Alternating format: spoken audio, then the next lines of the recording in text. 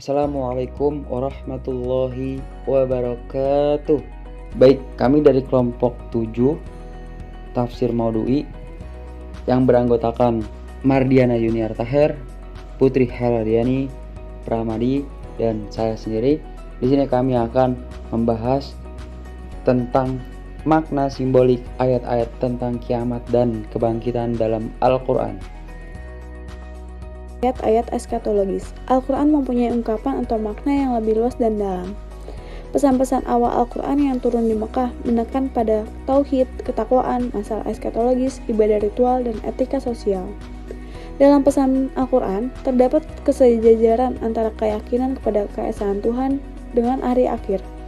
Terkait dengan ayat-ayat eskatologis, mayoritas pembaca Al-Quran akan menganggap ayat-ayat tersebut sedang memberikan informasi tentang kehidupan pasca kematian, pertanggungjawaban atas segala amal perbuatannya. Pengungkapan ayat-ayat eskatologis dalam Al-Quran mengandung makna yang lebih dalam, bukan hanya sekedar berbicara tentang kematian, kebangkitan, surga neraka, dan pertemuan dengan Allah semata. Konsep ayat-ayat eskatologis. Eskatologis dari bahasa Yunani yaitu eskalos dan logos. Eskalos yang berarti yang terakhir, yang selanjutnya, dan yang paling jauh. Secara umum merupakan keyakinan yang berkaitan tentang kejadian-kejadian akhir hidup manusia, seperti kematian, hari kiamat, dan hari berakhirnya dunia. Dan logos yang artinya ilmu atau pengetahuan. Jadi, eskatologis adalah ilmu atau pengetahuan tentang hal-hal akhir yang menyangkut tentang realitas akhirat seperti akhir kehidupan. Ayat-ayat eskatologis dalam Al-Quran adalah ayat-ayat yang berbicara tentang akhirat. Hari akhir yaitu term al-yawm akhir secara sistematik terdiri dari dua kata, yawm dan akhir. Menurut Al-Shafani, kata yawm mengandung dua pemahaman. Pertama, mengacu pada waktu perjalanan matahari dari terbit sampai terbenamnya matahari. Kedua, mengacu kepada sebuah masa atau waktu yang tidak ditentukan.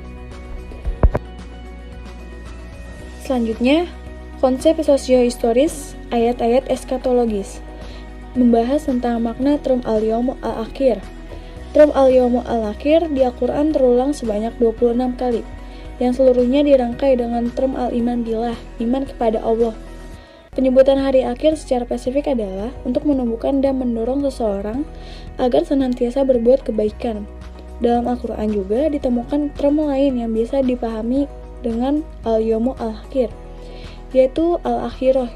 Dalam Al-Quran terulang sebanyak 115 kali. Ayat-ayat eskatologis dalam Al-Quran kebanyakan berasal dari ayat-ayat Makkiyah, sesuai dengan konteks keagamaan sosial masyarakat yang dihadapi Nabi Muhammad di kala itu. Masyarakat Mekah Quraisy tidak mengakui adanya hari akhir dengan berbagai unsurnya. Penyebutan al-yawm al-akhir dirangkai dengan iman kepada Allah. Pada hakikatnya dimaksud sebagai hari perhitungan, al-hisab, dan pembalasan al-jaza. Al-Quran berusaha mengemukakan bukti-bukti logis tentang pendapatan imbalannya. Di samping itu, Al-Quran juga menjawab keraguan mereka akan datangnya hari-hari akhir. Pemaknaan simbolik ayat-ayat tentang kiamat dan kebangkitan.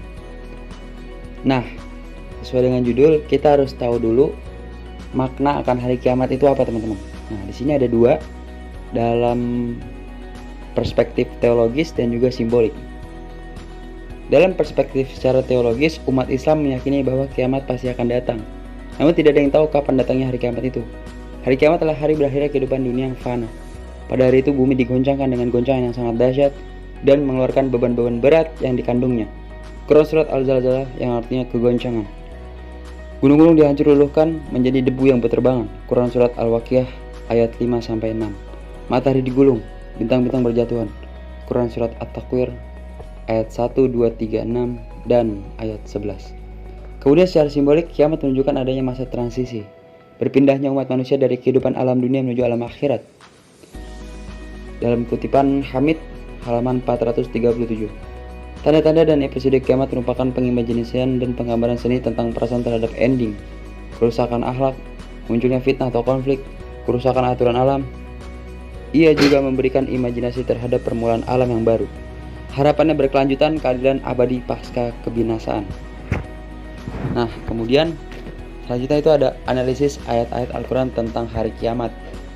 Pertama adalah Al-Haqqah. ayat 1-7. Ayat ini dimulai dengan penyebutan istilah kiamat dengan al-haqqah dan pengulangan pertanyaan seputarnya.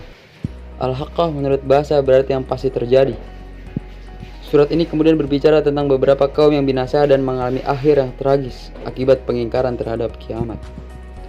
Dalam surat ini, kehancuran mereka disebabkan oleh angin topan yang bertiup sangat kencang hingga merontokkan mereka seperti daun-daun yang berguguran.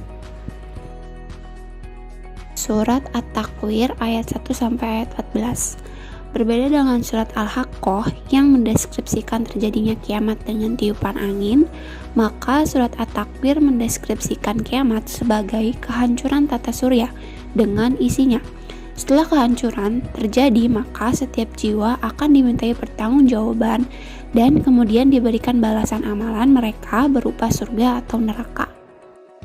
Surat An-Najm ayat 57-62. Dalam surat ini, manusia diberi peringatan bahwa kiamat sudah dekat. Ia terjadi sesuai dengan ketentuan atau takdir Allah dan pasti terjadi karena merupakan sunatullah. Meskipun kiamat merupakan ketentuan Allah yang pasti, banyak manusia yang lalai dan abai terhadapnya sehingga mereka lupa untuk berbakti dan patuh kepada Allah. Al-Waqiah ayat 1-9.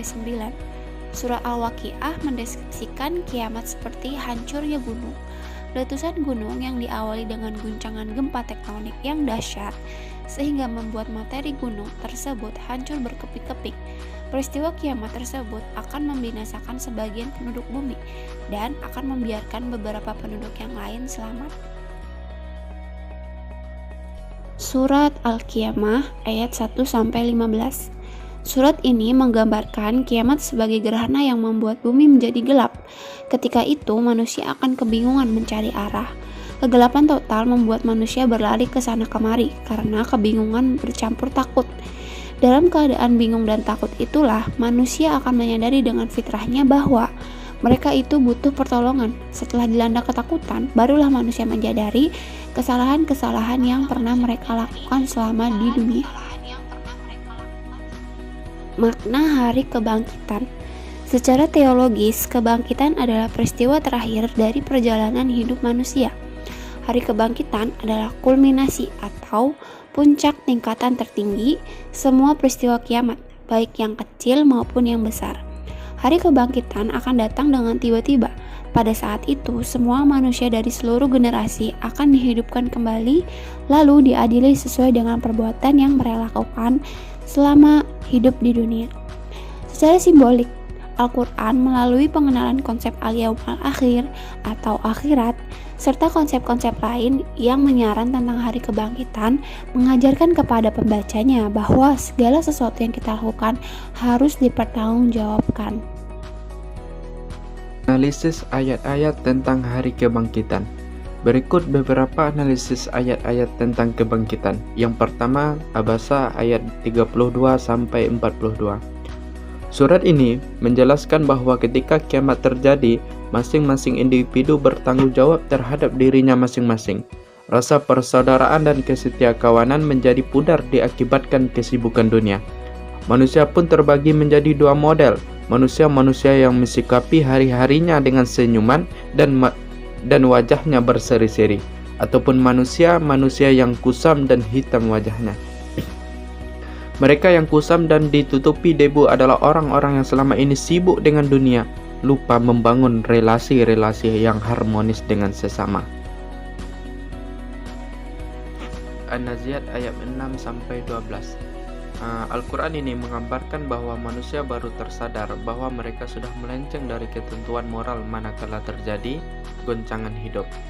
Goncangan pribadi berupa problematika pribadi ataupun goncangan sosial budaya berupa konflik, huru-hara, peperangan dan sebagainya. Kondisi sosial membuat manusia tertunduk malu dan lunglai karena mereka dihadapkan pada tuntunan untuk mempertanggungjawabkan apa yang telah mereka lakukan. Yasin ayat 61. Surat Yasin ini menjelaskan bahwa meskipun manusia sudah mati dan dikuburkan di dalam tanah, ia akan dikembalikan kepada Tuhannya. Makna ayat ini adalah bahwa segala perilaku dan sikap manusia akan dimintai pertanggungjawaban setelah dia meninggal. Segala perbuatannya akan memberikan dampak pada sesama dan generasi selanjutnya. Itulah sebabnya manusia tidak akan dibiarkan mati tanpa pertanggungjawaban amalnya. Terima kasih, demikianlah PPT dari kami dan mohon maaf apabila ada kesalahan kami dalam menyampaikan. Akhirul kalam, wassalamualaikum warahmatullahi wabarakatuh.